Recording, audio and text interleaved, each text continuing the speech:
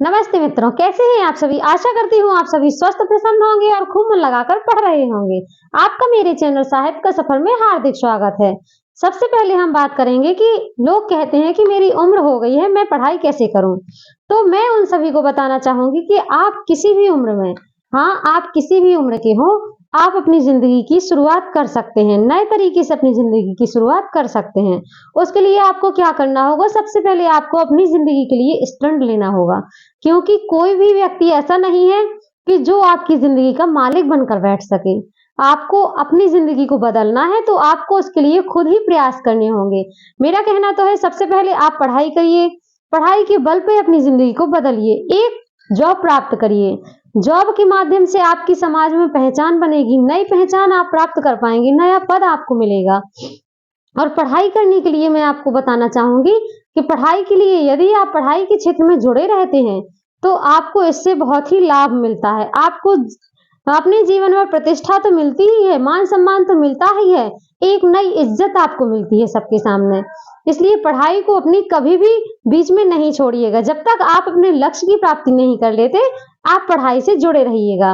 और हाँ, मैं कहना चाहूंगी कि लोगों के काम करके या किसी के पास समय बिताकर या किसी से ज्यादा बक बक करने से आप अपना टाइम खराब कर रहे हैं। आप ऐसे लोगों से बचिए। आपको यदि अपनी प्रतिष्ठा बढ़ानी है तो आपको पढ़कर आगे बढ़ना है, ना कि लोगों की बातें सुनकर।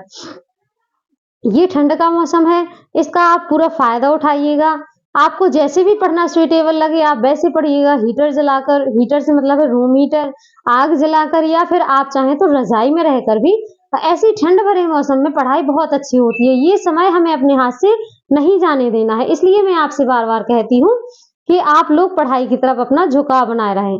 जैसे कि लिए एक कुछ लाइन जो कि मैं हमेशा अपने आप से कहती हूँ, आप यदि आपको भी थोड़ा सा लगे कि आप इन लाइनों से मोटिवेट होते हैं तो सुनिएगा। जैसे, जीतूंगी मैं खुद से, जीतूंगी मैं खुद से, वादा तो करो, जीतूंगी मैं खुद से, वादा तो करो, जितना सोचते हो प्रयास उससे ज्यादा तो करो, प्रयास उससे ज्यादा तो करो। अर्थात सभी से कहना चाहूंगी कि जो भी मेरे मित्रगण अभी भी ये सोच रहे हैं कि मैं पढ़ाई कैसे करूं, कहां से करूं, उन सभी के लिए ये लाइन बहुत ही मोटिवेशन का कार्य करेंगी। और इसके आगे ये तो हुई आपके लिए पढ़ाई की बात। अब हम बात करते हैं कि जिंदगी को समझना बहुत मुश्किल होता है। जिंदगी को समझना बहुत मुश्किल होता है। बहुत से लोग हमारी जिंदगी में आते हैं, कुछ अच्छे होते हैं जो हमें लंबे समय तक याद रहते हैं, उनकी प्रत्येक बात हमें याद रहती है, हम चाहकर भी उनको नहीं भूल पाते। और ऐसी ही जिंदगी में आगे बढ़ते हुए हमारे सामने कुछ ऐसे लोग आते हैं जो हमारे हित का कभी नहीं सोचते। तो इन लोगों की पहचान हमको होना चाहिए। जिंदगी यदि जीनी है तो इन लोगों की पहचान भी हम लोगों को होना चाहिए।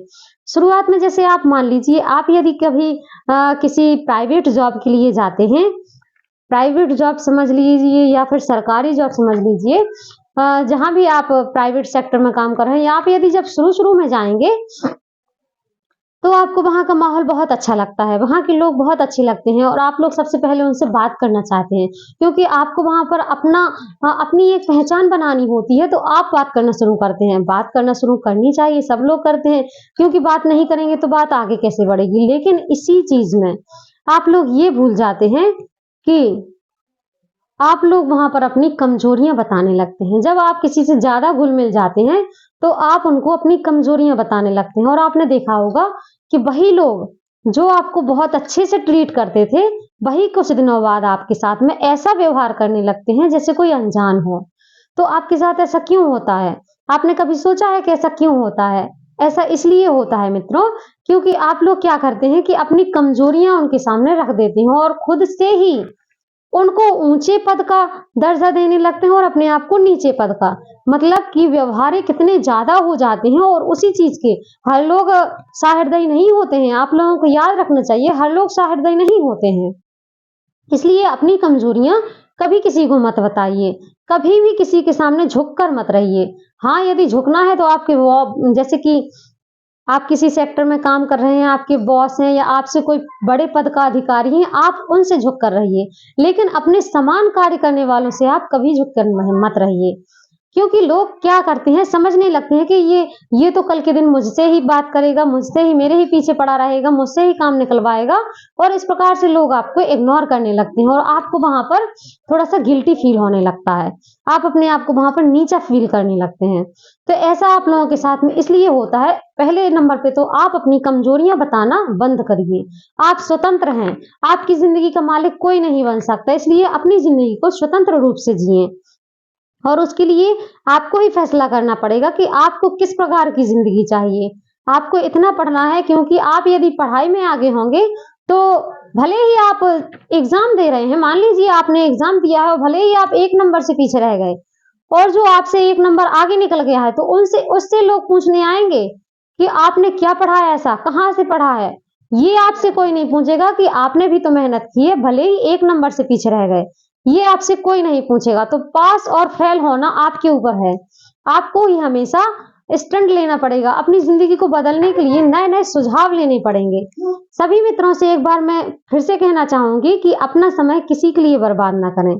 बात उतनी करें जितनी जरूरी है, अन्यथा किसी से ज्यादा बात करके, बहस करके अपना समय बर्बाद ना करें। और आगे मैं आप लोगों को बताना चाहूंगी कि जैसे आपको क्या होता है कि अपने ऊपर भरोसा नहीं होता। आप सोचते हैं कि ये काम मैं नहीं कर सकता या कर सकती। आप लोग हमेशा अपने आप के ऊपर आत्मविश्वासहीन हो जाते हैं। आपको ऐसा नहीं करना है। यदि आपको पद चाहिए, प्रतिष्ठा चाहिए, मान सम्मान चाहिए, अपनी पढ़ाई को सुचारू रूप से रखिए और अपने आप पर भरोसा करिए कि हाँ, हम ही ऐसा कर सकते हैं। हम सब कुछ कर सकते हैं। आपके अंदर, क्योंकि वह शक्ति है जो कई लोगों के अंदर होती है, हर व्यक्ति के अंदर होती है, वह शक्ति आपके अंदर भी है। इसलिए अपनी क्वालिटी को पहचानिए। यदि आपको किसी को बताना है तो अपनी क्वालिटी बताइए, अपनी विशेषताएं बताइए, अपनी बुराइयां कभी किसी को मत बताइए। क्योंकि लोग आज के ज़माने में विश्वास करने लायक नहीं है। वह आपकी बुराई को समझकर ही आपकी जड़ तक पहुँच जाएँगे और आपकी कमज़ोरी को पकड़ लेंगे। इसी प्रकार से वह आपको नीचा दिखाएँगे। तो इस वीडियो के माध्यम से मैं आपको समझाना चाहती थी कि आपको कभी भी किसी से दबकर कार्य नहीं करना है। आपको अपनी उन्नति के लिए खुद ही सोचना है और आप जितनी मेहनत करेंगे, आप उतना आगे सफल हो जाएँगे। देखिए, अपनी गलती को ढूँढना सीखिए। आप यदि अपनी गलती को खोजेंगे, आप अपनी गलती को महसूस करेंगे, लोग आपको ताने क्यों देते हैं? उस गलती को आप महसूस करिए, खुद से कहिए कि हाँ, मैंने ऐसा किया था तब तो मुझे ऐसा सुनने को मिल रहा है। मैं नहीं करता या करती तो मैं ऐसा नहीं सुनती। जैसे कि आप ये मान लीजिए, यदि आप एग्ज़ाम में 1 नंबर से पीछे रह गए तो क्यों रह गए? आपकी गलती है। आप अपनी उस गलती को स्वीकार करिए कि हाँ, मेरी कहीं मेहनत में कमी रह गई है। और अपनी गलती को कभी किसी के सामने बताने में बिल्कुल भी मत शर्माइए। अपनी गलतियों को एक्सेप्ट करना सीखिए। लोग आपकी गलतियों को बाहर से बताने आए, ये अच्छी बात नहीं है। पढ़ने के विषय में सबसे ज़्यादा महत्वपूर्ण है। आप यदि कहीं कमज़ोर हैं, किसी टॉपिक में आप कमज़ोर हैं, तो आप अपनी उस गलती को स्वयं स्वीकार कीजिए। मैं तो यहाँ तक कहूँगी कि इस ठंड के मौसम में आप प्रतिदिन अपना एक टाइम टेबल बनाइए। सोने से पहले आप ये डिसाइड कर लीजिए कि मुझे कौन-सा टॉपिक है ऐसा जो मुझे पूरा कंप्लीट करके ही सोना है, और सुबह उठकर मुझे कौन-सा टॉपिक पढ़ना है, इसकी समय सारणी आप पहले से निश्चित कर लीजिए। आप यदि इस प्रकार से पढ़ाई करेंगे, तो आपकी सफलता निश्चय ही बहुत ही निकट है। सभी मित्रों से एक बार फिर से कहना चाहूँगी, जो मेरे चैनल पर नए हैं, वह मेरे चैनल को लाइक, सब्सक्राइब कर लें, क्योंकि यहाँ पर मोटिवेशनल वीडियो प्रतिदिन आपके लिए नए-नए तरीके से लाई जाती हैं। और मुझसे यदि 2 लोग भी प्रभावित होते हैं, तो मेरे यहाँ पर काम करना सार्थक हो जाता है। और भी कोई बात होगी, वीडियो बहुत लंबा जो हो जाएगा। सभी से कहना चाहूँगी कि एक बार फिर से कहूँगी, आप लोग तन्मयता से पढ़िए, अपने ऊपर विश्वास करके पढ़िए। आपको सफलता एक ना एक दिन ज़रूर मिलेगी। मिलते हैं अगली वीडियो में। आज के लिए इतना ही। कोई भी बात होगी तो कमेंट के माध्यम से।